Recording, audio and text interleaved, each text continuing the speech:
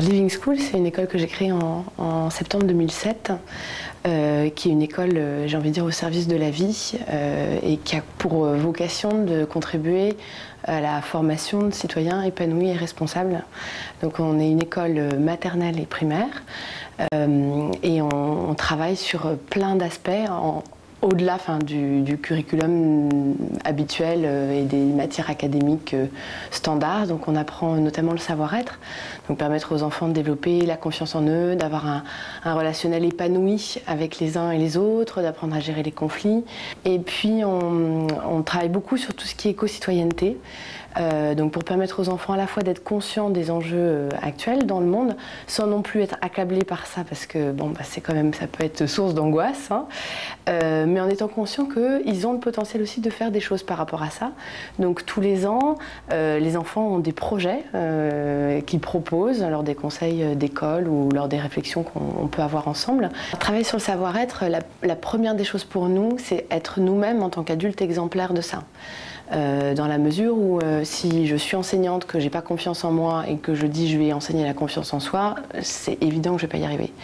Par conséquent, ça veut dire former les enseignants, l'équipe enseignante. Donc on forme en développement personnel nos équipes enseignantes qui vont entre 16 et 30 jours par an en formation. Ce qui m'a motivée dans la création de Living School, c'est que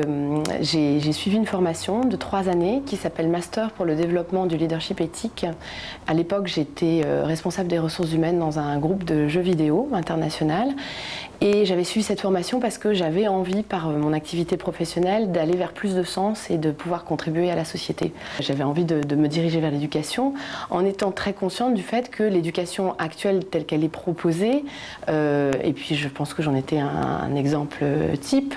ne permettait pas de former des citoyens épanouis et responsables, mais plutôt, je dirais, des bons exécutants au service d'un système qui reproduisent le système en essayant de faire le mieux possible et voire en tirant la couverture à soi. Et je me suis dit qu'on ne pouvait plus continuer à faire ça dans le monde dans lequel on vit, dans la mesure où c'est aller dans le mur, qu'on a besoin éminemment aujourd'hui de former les enfants non pas à répondre à des exigences, mais à d'abord avoir confiance en eux-mêmes, à être debout, à être affirmés, à sentir ce qui est juste, et puis à se dire que par leur activité, ils ont envie de contribuer à un mieux-être sur cette planète. Ce qui est très loin des standards, hélas, actuels, mais je pense qu'il commence à y avoir un réveil et qu'on fait partie de ces pionniers avec plein d'autres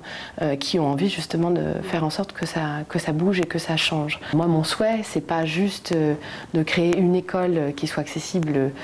qu'à des gens qui peuvent se le permettre, mais c'est de pouvoir créer un nouveau courant éducatif qui inspire d'autres écoles et qui donne envie d'aller vers autre chose. Donc pour ça, il faut qu'à un moment, l'accessibilité se fasse. Je dirais le fait que j'ai commencé par une école privée hors contrat et donc payante et chère,